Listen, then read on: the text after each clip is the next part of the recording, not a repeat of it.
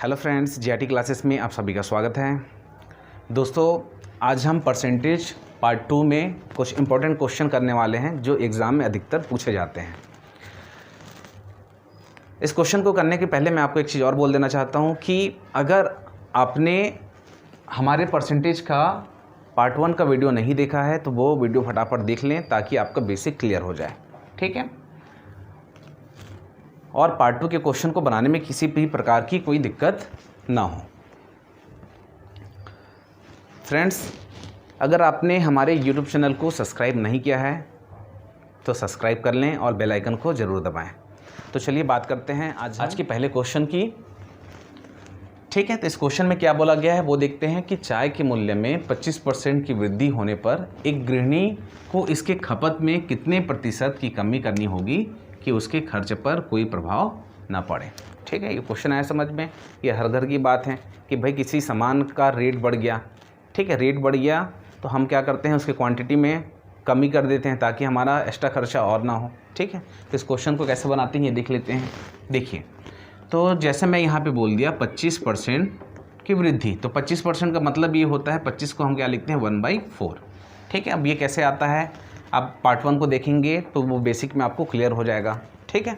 इसका percentage ratio में निकालेंगे तो क्या हो जाएगा, ठीक है। ये बता देता हूँ, ये 25 × 1/100 हो जाएगा, तो 25 से कम 25 × 100 तो 1/4 आ गया। तो हम इसको किस फॉर्म में ले लिए, फ्रैक्शन में ले लिए, मतलब भिन्न में ले लिए, ठीक है। इसके बाद देखिए क्वेश्चन में क्या बोला है कि वृद्धि होने पर एक गृहिणी इसके खपत में कितने प्रतिशत की कमी करनी होगी, ठीक है। तो देखिए, सबसे पहले तो मूल्य में क्या हो रहा है, 25% की वृद्धि हो रहा है, तो यहाँ पे मैं लिख लेता हूँ मूल्य, ठीक है। मूल्य यानी हो जाएगा आपका प्राइस, ठीक है। तो इसको मूल्य को कैसे समझ सकते हैं कि ये समझ लीजिए ये 4 है, इसको रेशियो में मैं कर देता हूँ 4 में 1 बढ़ के 5। क्या समझ में आ रहा है, पहले वो क्या मिलता था, 4 रुपये का मिलता था, लेकिन 25% मूल्य में वृद्धि होने के बाद में वही सामान आपको 5 रुपये में मिलता है। ये क्लियर हुआ।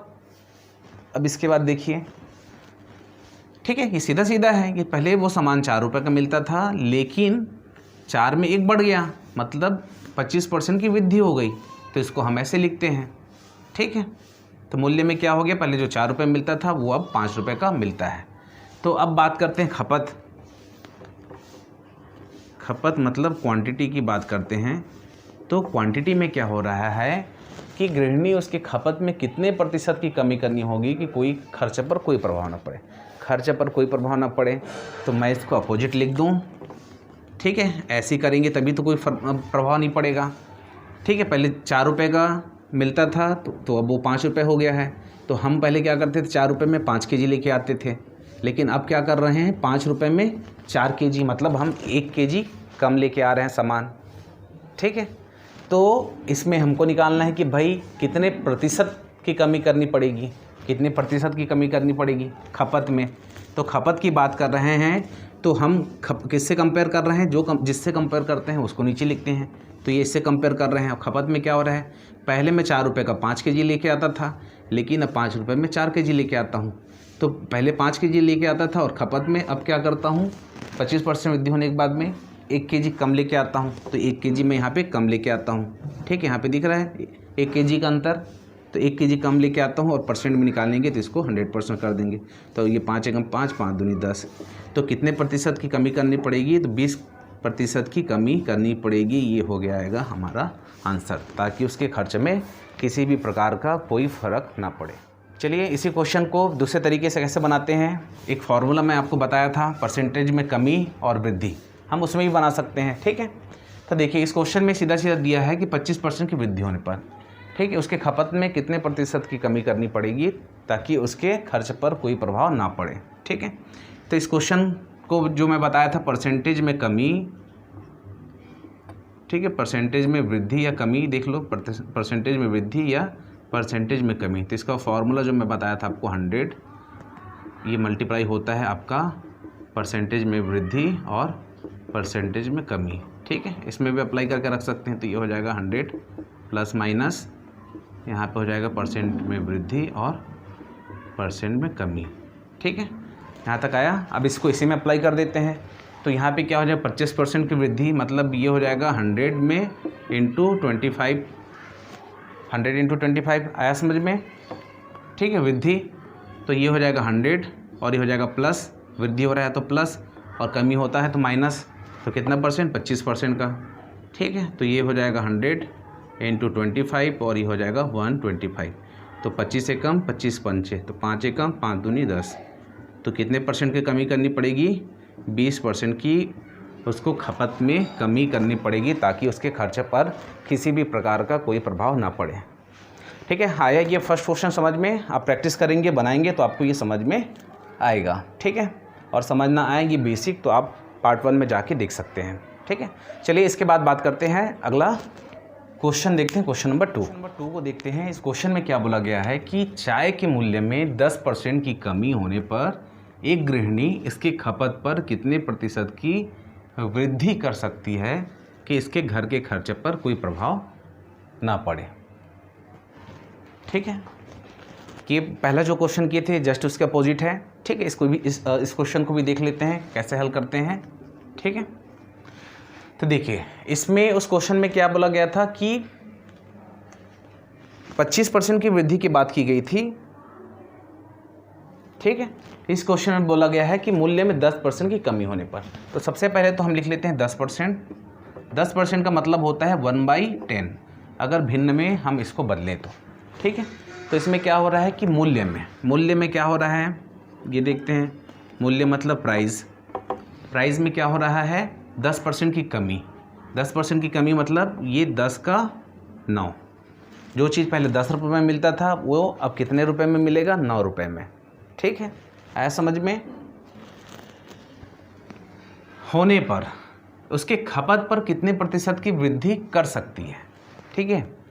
अब भाई रेट कम हो गया तो क्या करते हैं, हम मार्केट जाते हैं, रेट कम हो गया, पहले टमाटर रेट 40 रुपये पर केजी मिल रहा है, तो 20 रुपये मिल गया तो मैं क्या बोलूँगा, भाई मेरे को 2 केजी और दे दो। पहले मैं 1 केजी खरीदता था, अब 2 केजी खरीद के लेके आ गए, ठीक है। तो लालच बहुत बड़ी बुराई है, तो इससे बच के रहिए, ठीक है। देखिए क्वेश्चन की बात करते हैं कि खपत पर कितने प्रतिशत की वृद्धि कर सकती है ताकि कोई इसके घर के खर्चे पर कोई प्रभाव ना पड़े, ठीक है। तो खपत की बात कर रहे हैं तो खपत की बात करेंगे, ठीक है। मतलब क्वांटिटी, मतलब वो ज़्यादा क्वांटिटी खरीदना चाहेगी लेकिन किसी भी प्रकार का कोई फ़र्क ना पड़े, तो इसको मैं जस्ट अपोजिट लिख देता हूँ, ठीक है। तभी तो कोई प्रभाव नहीं पड़ेगा, ठीक है। इन दोनों का भी जोड़ेंगे तो क्या होता है 19 होगा, इन दोनों को भी जोड़ेंगे तो 19 होगा, तो कहीं पर कोई प्रभाव पड़ रहा है। रेशियो की बात करें तो नहीं पड़ रहा है, टोटल क्वांटिटी इक्वल आ रहा है, ठीक है। तो हम इसको जस्ट अपोजिट लिख देते हैं, तो इसमें क्या हो जाएगा कि 10% की जैसे कमी हुआ, ठीक है। मूल्य में पहले वो क्या करती थी, 10 रुपये में 9 चीज़ लाती थी, लेकिन अब वो क्या कर रही है, वो गृहिणी 9 रुपये में उसको 10 चीज़ मिल रहा है। 10 चीज़ का मतलब ये हो गया कि जैसे आप मान के चलो कि पहले 10 रुपये में आपको 9 कलम मिलता था, ठीक है।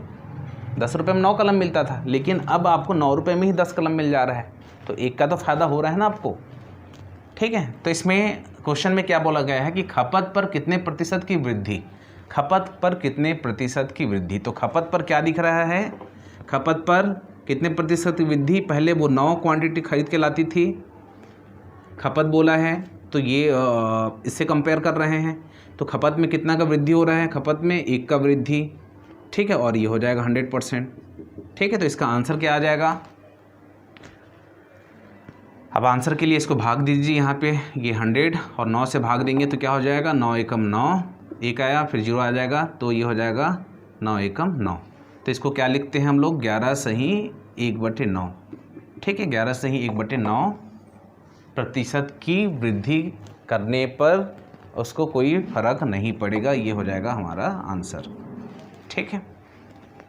है समझ में। इसको सेकंड मेथड से नहीं बना रहा हूँ, आप चाहें तो उसमें बना सकते हैं, ठीक है। तो आपको लेकिन जो सीखना है, आपको यही पैटर्न सीखना है, ठीक है। इसमें मैं एक चीज़ और बता देता हूँ कि यहाँ पे जो है क्वांटिटी और प्राइस का, ठीक है, ये इन दोनों का जो रिलेशन होता है एक दूसरे के अपोजिट होता है, इन्वर्स रिलेशन होता है, ये भी आपको पता होना चाहिए। चलिए इसके बाद देखते हैं अगला क्वेश्चन। चलिए फ्रेंड क्वेश्चन नंबर 3 की बात करते हैं। इस क्वेश्चन में क्या बोला गया है कि आयत की लंबाई में 25% की वृद्धि हुई है तो चौड़ाई में कितने प्रतिशत की कमी की जाए कि उसके क्षेत्रफल में कोई प्रभाव ना पड़े। ठीक है, इस क्वेश्चन को कैसे हल करते हैं ये देखते हैं। इससे पहले मैं आपको कुछ बता देता हूँ। कई बार क्या होता है, इस क्वेश्चन को देख के ये लगता है कि आयत का क्वेश्चन है, ठीक है, लेकिन ये परसेंटेज के क्वेश्चन से ही सॉल्व हो जाता है, हम उसको बना सकते हैं। ठीक है, तो देखिए सबसे पहले तो थोड़ा सा बेसिक यहाँ पे बता देता हूँ। जैसे आयत की बात करें, ठीक है, तो आयत इस टाइप का दिखता है, ठीक है, जिसमें उसका लेंथ और ब्रेथ क्या होता है, इक्वल होता है, बराबर होता है, लंबाई और चौड़ाई। ठीक है, तो आयत के परिमाप की बात करूँ तो ये क्या हो जाएगा, परिमाप मतलब ये देखिए, परिमाप की बात करें तो यहाँ पे क्या हो जाएगा 2L + 2 ब्रेथ। ठीक है, 2 बाहर कर देंगे तो ये लेंथ प्लस ब्रेथ, ये उसका परिमाप होता है। लेकिन क्षेत्रफल की बात करें तो ये लंबाई इंटू चौड़ाई, ये तो परिमाप का क्षेत्रफल की बात करें तो ये क्या होता है, लेंथ इंटू ब्रेथ। ठीक है, लंबाई इंटू चौड़ाई। तो ये समझ में आया कि आयत क्या होता है। आयत इस टाइप का, परिमाप की बात करें two length plus breadth multiply हो जाएगा, और क्षेत्रफल की बात करें तो लेंथ इंटू ब्रेथ मतलब लंबाई इंटू चौड़ाई मल्टीप्लाई आपका हो जाता है। ठीक है, तो देखिए हम इस क्वेश्चन के बारे में बात करते हैं। तो इस क्वेश्चन में क्या बोला गया है, आयत की लंबाई में 25% वृद्धि हुई है। ठीक है, तो सेम फॉर्मूले से बनेगा, 25% की बात वृद्धि हुई है मतलब 25% को क्या लिखते हैं 1/4, 25 से कम 25 चौक 100 है, समझ में। तो वृद्धि हुई है मतलब क्या हुआ है, आयत की लंबाई में वृद्धि हुई है मतलब ये 4 था वो 5 हो गया है, रेशियो की बात करें तो वृद्धि हुई है। तो चौड़ाई में कितने प्रतिशत की कमी की जाए, तो चौड़ाई में कितने प्रतिशत की कमी की जाए, ये तो आपका लंबाई हो गया। ठीक है, तो ये हो जाएगा चौड़ाई। तो चौड़ाई में कितने प्रतिशत की कमी की जाए तो उसको जस्ट अपोजिट लिख सकते हैं। ठीक है, देखिए फ्रेंड्स, इसको आप जैसे 5 4 9 भी समझो, ये 5 4 9 दोनों इक्वल है। ठीक है, तो कहीं पर कोई फ़र्क पड़ रहा है क्या, या तो मैं इसको ऐसे भी कर सकता हूँ कि 5 चौक 20 और ये 5 चौक 20, तो कहीं पर कोई फ़र्क पड़ रहा है, नहीं पड़ रहा है। लेकिन क्वेश्चन में क्या बोला गया है कि प्रतिशत, चौड़ाई में कितने प्रतिशत की कमी की जाए कि उसके क्षेत्रफल में कोई प्रभाव ना पड़े। ठीक है, तो क्वेश्चन में क्या बोला गया है कि उसके चौड़ाई में कितने प्रतिशत की कमी की जाए, ये तो इक्वल समझ में आ गया। तो कितना कमी हो रहा है, 5 में 1 कम हो रहा है, तो ये 5 में बेस हो गया 5 में कितना कम हो रहा है, 1 कम हो रहा है, और ये 100% लगा दिए, तो ये 5 एकम 5, 5 दूनी 10, मतलब आंसर जो होगा हमारा 20%, ये आंसर होगा। ठीक है, तो चौड़ाई में कितने % की कमी की जाए कि उसके क्षेत्रफल में कोई प्रभाव ना पड़े, तो 20% की कमी की जाए ताकि उसके क्षेत्रफल में कोई प्रभाव ना पड़े। ठीक है, तो आप ये इस क्वेश्चन को हम ऐसे बना सकते हैं। आप प्रैक्टिस करिए, बुक लेके एग्जाम्पल बनाते जाइए ताकि आपको ये अच्छे से समझ में आए। ठीक है, चलिए अगला क्वेश्चन की बात करते हैं। चलिए फ्रेंड्स, क्वेश्चन नंबर 4 की बात करते हैं। इस क्वेश्चन में क्या बोला गया है कि एक व्यक्ति के प्रति घंटे वेतन को 33.1/3% कम कर दिया जाए तो काम के समय को कितना बढ़ा दिया जाए कि उसके वेतन पर कोई प्रभाव ना पड़े। ठीक है, इस क्वेश्चन को कैसे हल करेंगे उसको समझ लेते हैं। ठीक है, यहाँ पे क्वेश्चन में दिया गया है कि 33.1/3%।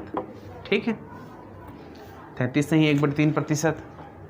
तो इसको फ्रैक्शन में जैसे क्या लिखेंगे, मैं डायरेक्ट लिख देता हूँ 1/3 ही आएगा। हल करेंगे तो क्या हो जाएगा, देखिए 33.1/3%, इसका मतलब हुआ 3 3 9 3 3 9 99 + 1, तो ये हो जाएगा 100/3, और इस प्रतिशत का हो जाएगा 1/100, तो ये 100 और 100 कट जाएगा, तो ये क्या आ जाएगा 1/3। तो मैं इसको लिख दिया डायरेक्ट 1/3। तो अब क्या बन रहा है, प्रति घंटे वेतन को कम कर दिया जाए, मतलब प्रति घंटा जो वेतन मिलता था वो कम हो रहा है। ठीक है, पहले ये समझ लीजिए 3 रुपये मिलता था, तो अब उसको क्या मिलता है, 3 में 1 माइनस हो गया तो 2 रुपये मिलता है। हर घंटा पहले उसको 3 रुपये मिलता था, लेकिन अब उसको कितना मिलता है, 2 रुपये मिलता है। ठीक है, कर दिया जाए तो काम के समय को, तो जो काम का समय जो है, काम का समय उसको कितना बढ़ाना है। ठीक है, जस्ट अपोजिट कर देंगे इसका। ठीक है, काम के समय को कितना बढ़ा दिया जाए कि वेतन पर कोई प्रभाव ना पड़े। जब भी इस प्रकार का क्वेश्चन आए तो हम इसको जस्ट अपोजिट आपको लिखना है। ठीक है, तो देखिए पहले वो क्या करता था, प्रति घंटा उसको 3 रुपये मिलता था। ठीक है, 3 रुपये मिलता था, तो वो कितना घंटा काम करता था, 2 घंटा। लेकिन अब वो क्या करता है, उसको प्रति घंटा 2 रुपये मिलता है, लेकिन वो कितना काम करता है, 3 घंटा काम करता है। तो समय को कितना बढ़ा दिया जाए कि वेतन पर कोई प्रभाव ना पड़े। ठीक है, तो समय को कितना बढ़ा दिया गया है, 2 से 1 बढ़ा दिया गया है और ये 100% हो जाएगा। ठीक है, जिससे कंपेयर करते हैं वो हमेशा नीचे, तो ये हो जाएगा 2 पंचे 10, मतलब उसके समय को कितना % बढ़ा दिया गया है, 50% बढ़ा दिया गया है। यही हमारा आंसर होगा। ठीक है, चलिए इसके बाद एक लास्ट क्वेश्चन नंबर 5 की बात करते हैं। आज का लास्ट क्वेश्चन, इसको कैसे हल करेंगे। देखिए, यदि ए की ऊंचाई बी की ऊंचाई से 40% कम हो, 40% कम हो मतलब सबसे पहले तो 40% निकाल लेते हैं। 40% का फ्रैक्शन निकालेंगे तो क्या हो जाएगा, 20 दूनी 40 और 20 पंचे 100। ठीक है, ये डायरेक्ट मैं कर रहा हूँ, आप इसको करके देख सकते हो। ठीक है, इसके बाद में कम हो तो बी की जो ऊंचाई है ए की ऊंचाई से कितनी अधिक है। ठीक है, यहाँ पे ए और बी लिख लेते हैं। इस टाइप का क्वेश्चन हम लोग परसेंटेज के पार्ट 1 में किए हैं। आप हमारे यूट्यूब चैनल में JIT क्लासेस में जाके देख सकते हो पार्ट 1, ताकि आपका वहाँ पे बेसिक पूरा क्लियर हो जाए। ठीक है, तब ये सब क्वेश्चन आप हल कर पाओगे। ठीक है, तो देखिए ए की ऊंचाई बी की ऊंचाई से 40% कम है। ए की जो ऊंचाई है बी की ऊंचाई से 40% कम है, मतलब बी का जो ये है 5 है, तो 40% कम है, मतलब 5 में 2 माइनस करेंगे तो ये क्या हो जाएगा 3। 40% कमी का मतलब समझ में आया। ठीक है, बी का ऊंचाई 5 है। ठीक है, तो ये समझ लो, इसको फीट समझ लो, 5 फीट है। तो भाई आपका ए का ऊंचाई क्या है, 3 फीट है, मतलब 40% कम है। आया समझ में। कम हो तो बी की ऊंचाई ए की ऊंचाई से, बी की जो ऊंचाई है ए की ऊंचाई से कितनी अधिक है। अब ये रेशियो हो गया, तो रेशियो की बात करें तो क्या बोल रहा है, बी की ऊंचाई से, बी की ऊंचाई ए की ऊंचाई से कितनी अधिक होगी, ए की ऊंचाई से कितनी अधिक होगी। तो कंपेयर किससे कर रहे हैं, ए से। कितना अधिक है, 3 में 2 अधिक है, तो ये 2 और ये 100% हो जाएगा। ठीक है, तो इसको काटेंगे तो क्या हो जाएगा, ये 200/3, तो इसको भाग दे दो, ये हो जाएगा 200 और ये हो जाएगा 3 से भाग करेंगे, 3 छक्के 18, तो ये आया 2 में गया 2, फिर ये 3 छक्के 18। ठीक है, तो 2, तो ये क्या हो जाएगा आंसर, 66 सही 2/3%। ठीक है, ए की ऊंचाई से कितनी अधिक है, तो बी की ऊंचाई कितना अधिक है, ए की ऊंचाई से 66 सही 2/3% अधिक है। ये हो जाएगा हमारा आंसर। तो इस टाइप के क्वेश्चन को हल कर सकते हो। तो ये जो तरीका मैं बताया हूँ, आप उसको प्रैक्टिस करिए घर में बैठ के, ताकि जितने भी आपके सारे डाउट जो रहेंगे वो डाउट सारे क्लियर हो जाएंगे। ठीक है, तो मिलते हैं नेक्स्ट वीडियो में। आई होप आपको पार्ट 2 का ये क्वेश्चन समझ में आया होगा, और ये मोस्टली एग्ज़ाम में इसी टाइप के क्वेश्चन, इसी पैटर्न के क्वेश्चन पूछे जाते हैं, इसलिए मैं आपको स्पेशली इसको बताया हूँ। पार्ट 3 में कुछ डिफरेंट टाइप के क्वेश्चन और देखेंगे। अगर समझ में नहीं आए तो आप मेरे को कमेंट करिए, ताकि मैं आपको इसको और अच्छे इम्प्रूवमेंट के साथ बता पाऊँ। ठीक है, अगर आपको JIT क्लासेस यूट्यूब चैनल के वीडियो पसंद आते हैं तो वीडियो को लाइक करें, कमेंट करें, शेयर करें, और हमारे यूट्यूब चैनल को सब्सक्राइब करना ना भूलें। चलिए मिलते हैं अगले वीडियो में, तब तक बाय, गुड बाय, जय हिंद, जय भारत।